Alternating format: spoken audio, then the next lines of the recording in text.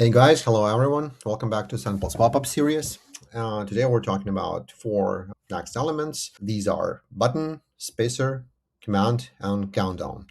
Literally, the only element out of these ones which is going to be used in each and every pop-up is the button. So let's start with that. We'll add the block of buttons to the pop-up, and these are the initial settings. To enter the actual settings of the button, you gotta enter the block of the buttons, and then you gotta enter the button. But let's head back for a second. Why do you have to do that is because you can add multiple buttons to one block. Let's suppose that we want to add more than one button to the pop-up. We can do that as well. So here are two buttons over here. We can add multiple buttons to the pop-up. We can arrange them horizontally or vertically using these menus. So let's erase one and just get inside the settings of the button. So what we can do inside of this block, we can actually add the text, which is going to be shown on the button. Subscribe is just a placeholder here. We can choose its size, the color of the text, the color of the button, and we can choose the action which should be done upon the button click. We can close the modal window. We can open the URL, some kind of URL you want to open when hitting this button. We can upload the file. This exact condition and action works with the separate block which deals with file upload. We'll talk about it in the next video. Or we can spin the wheel. That this action is directly connected to the Wheel of Fortune element. That's pretty much it about the buttons.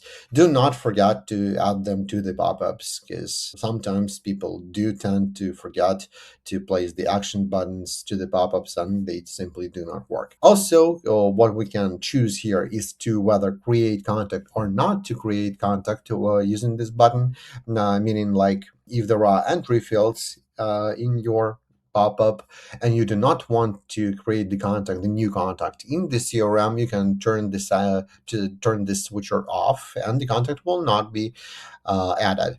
And also we can set up the metapixel that will actually pass the data from the pop-up to your pixel of Meta, of Facebook.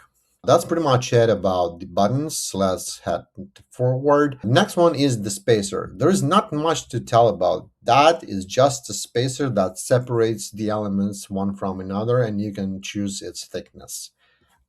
That's pretty much it. Going further, we'll add the command. Interesting thing about the command is that it's actually the entry field, but it's bigger. That's pretty much it, and it's usually used with the NPS or any kind of rating systems because it's a little bit bigger than the entry field, the regular entry field. Let's add that one as well to see the difference. So the command is above and the entry field is below that. So the command section is just the entry field, which is bigger, and you can use it to gather some information. So command element is not usually used to gather something like names, last names, email addresses, or phone numbers, but it can be used and should be used to gather the commands about the service or about anything you'd like to know the opinion about. And the last one for today is the countdown. This is more like, let's erase all of the other ones right here. This is a kind of a gamification element. It's dynamic and it provokes your viewers to take some actions. So here are the settings which we can choose from while setting up the countdown element in the pop-up service. We can set up the fixed and date and time. So literally for each and every viewer of the pop-up, the end date and time is gonna be the same, and it will depend either on the time zone of your account or on the account of the website's visitor, if that makes sense to you. Or else you can use the dynamic and date and time, meaning that like the special offer would expire in say 5 minutes. So the viewer of the pop-up is going to have only 5 minutes to take the actions, right? Or to make a purchase, or to subscribe, or to do some kind of target action, which is in question at the moment. Also, you can choose from the date parameters. You can make your pop-up look bigger or smaller, including or excluding days, hours, minutes, and like down to the seconds, or vice versa. We can exclude seconds, minutes, or hours if we drag this element over here. And the last one, which actually the last setting that regards the graphics, is the style. So we can choose between different styles of the timer.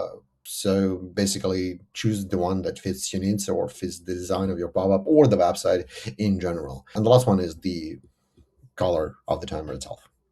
Size and content alignment is pretty much the same for all of the elements which are presented in SendPulse pop-up service, so we're not paying much attention to that.